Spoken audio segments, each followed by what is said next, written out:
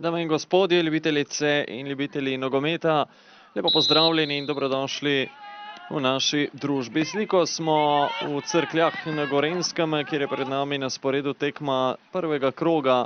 Absolutno glavni in edini favorit in pravzaprav, kar se tiče pa Radomelj in Cerkelj na Gorenjskem, oziroma te ekipe, ki prihaja iz Gorenjske, pa Živa Miklošič prav tako šteje komaj da 17 let, tole pa je med tem priložnost za Radomljanke, strelj proti vratom in ravno Živa Miklošič. Napaka sedaj za Cerklje v obrambi, tole ni bilo dobra priložnost za Radomlje, strelj proti vratom in obramba. Na koncu torej brez zadetkov na drugi tekmi tegale prvega kroga v prvi slovenski ženski nogometni ligi.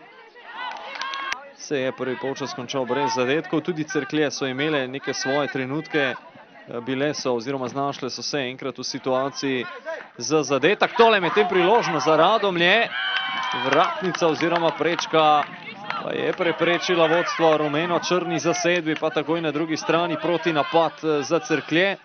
Že začetek tegale drugega polčasa nakazuje na boljše srečanje. Radomljanke pa potem v tretjem krogu čaka obračun zdravo. Naslednji krog bo na sporedu konec naslednjega tedna. Tole je priložnost za Radomlje.